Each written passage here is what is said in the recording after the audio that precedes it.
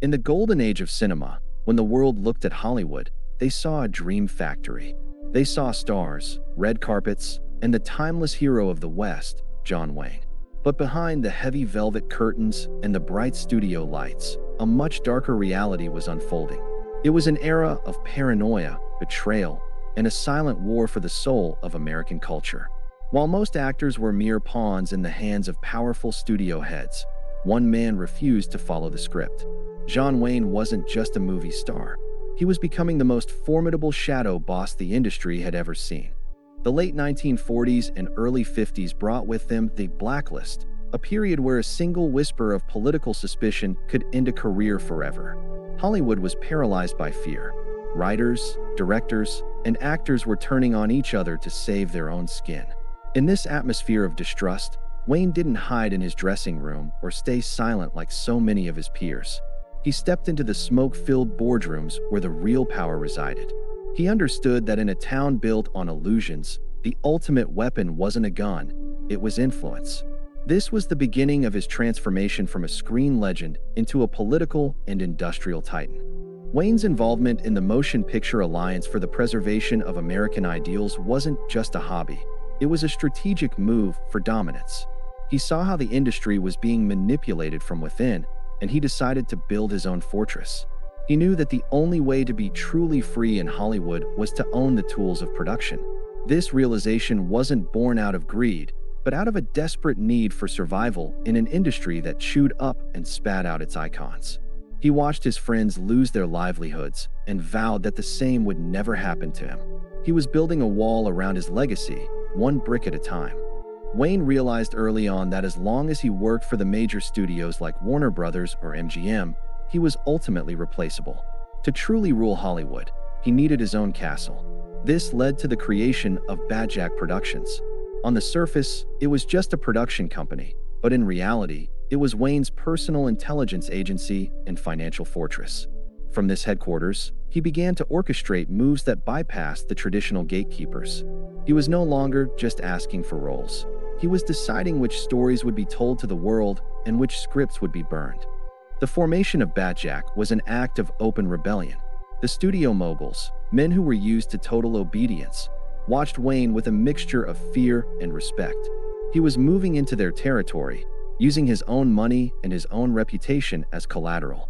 He began to hire directors and writers who had been cast aside by the system, building a loyal army of outcasts who owed their careers to the Duke.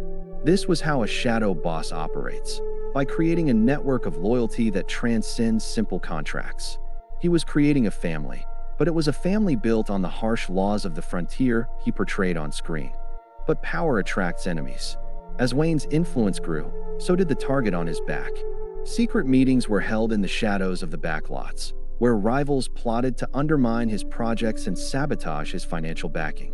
Wayne fought back with the only thing Hollywood truly respects: box office numbers. He proved time and again that the audience didn't care about the politics of the boardroom. They cared about the man on the horse.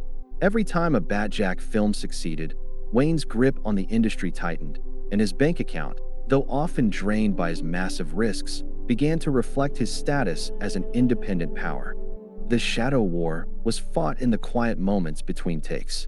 Wayne was known to spend hours on the phone with politicians, studio heads, and union leaders. He was a man who understood the mechanics of power better than almost anyone in Tinseltown. He knew that to protect the American image he portrayed on screen, he had to control the narrative behind it. This meant vetting every person who worked on his sets, from the lead actors to the grips and camera operators. He wanted to ensure that the Duke brand remained untainted by the controversies that were tearing Hollywood apart. During the height of the Cold War, the pressure on Wayne was immense. He was often called to testify, not in courtrooms, but in the court of public opinion. His rivals used his political stances to try and paint him as an extremist, but Wayne used these attacks to strengthen his bond with his audience. He portrayed himself as the last defender of traditional values, and the American public loved him for it.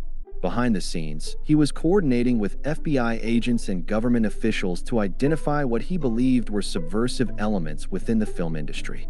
This was a dangerous game, one that made him a hero to some and a villain to others, but Wayne never wavered. This level of control came at a staggering personal cost. To maintain his empire and fund his independent visions, Wayne lived in a state of constant high-stakes gambling. He wasn't just risking his reputation, he was putting every dollar he earned back into the machine. The stress was visible in the deep lines of his face and the constant cloud of cigarette smoke that followed him like a restless spirit. He was a man who worked 20-hour days, moving from the dust of a location shoot to intense political meetings in Washington or Los Angeles. He was fueled by coffee, cigarettes, and a sheer refusal to be defeated. Imagine the Duke, sitting alone in his office late at night, surrounded by scripts and financial ledgers that dictated the fate of hundreds of employees. He wasn't just an actor playing a hero. He was a man living a drama more intense than any movie. He dealt with threats to his life, attempts at character assassination, and the constant pressure of being the sole provider for a global brand. His private yacht, the Wild Goose, became his only refuge, a floating sanctuary where he could discuss the future of the industry without the fear of being overheard by the spies of his rivals. On that boat, away from the prying eyes of the press, the real John Wayne could finally breathe, planning his next move like a grandmaster at a chessboard. Wayne also acted as a mentor to a new generation of actors, teaching them the importance of ownership and independence. He told them that the studios were not their friends, but their landlords, and that the only way to be free was to buy the land. This secret mentorship created a ripple effect that changed Hollywood forever. Many of the biggest stars of the following decades followed the Batjac model, creating their own production companies and taking control of their own careers. They were all, in some way, children of the Duke's rebellion. The 1960s saw the emergence of a new Hollywood, a world of rebellion and anti-heroes that seemed to stand against everything Wayne represented. Yet, he remained a mountain that refused to move. He had successfully bypassed the gatekeepers for so long that he had become a gatekeeper himself. He used his position to advocate for the traditional values he believed in, even as the world around him was changing at a dizzying pace. He was a bridge between the old studio system and the era of independent filmmaking. Every actor-producer today, from Clint Eastwood to Tom Cruise, owes a debt to the path John Wayne blazed through the Hollywood jungle. His legacy as a shadow boss is often overlooked in favor of his cinematic achievements, but it is perhaps his most impressive feat. He survived the most turbulent era in Hollywood history not by hiding, but by taking control. He mastered the art of the deal, the power of the press, and the importance of ownership. He was the architect of his own destiny, a man who refused to be a victim of the system he helped build. He proved that even in a city built on smoke and mirrors, a man with enough grit could build something solid and lasting. In the end, John Wayne's greatest victory wasn't won on a movie set in Arizona or a battlefield in a far-off land. It was won in the quiet, tense rooms of Los Angeles, where he stood his ground against an entire industry. He was the king of the hill, and he held that position until the very end through sheer, stubborn will. He proved that true independence is bought with risk and maintained with ironclad discipline. Even as his health began to fail, the power he wielded in the industry remained immense. He was the Duke, and Hollywood knew that there would never be another like him. When we look back at the legend of John Wayne, we see the cowboy, the soldier, and the icon. But if we look closer, we see the strategist, the entrepreneur, and the leader. He was the man who looked at the giants of Hollywood and decided that he would be the one to lead them, not follow them. His story is a testament to the power of the individual against the machine. It is a story of grit, not just in the face of a physical enemy, but in the face of an entire culture that was trying to rewrite the rules. As the dust settles on his long and storied career, the image of the Duke remains as clear and unyielding as ever. But behind that image is the shadow of the man who ruled Hollywood from the inside out. He wasn't just a part of movie history. He was the one who wrote the chapters. He was the architect of his own legend, a legend etched in the archives of time and the golden dust of 1,000 sunsets. This was John Wayne, the man, the myth, and the undisputed master of the Hollywood shadow war.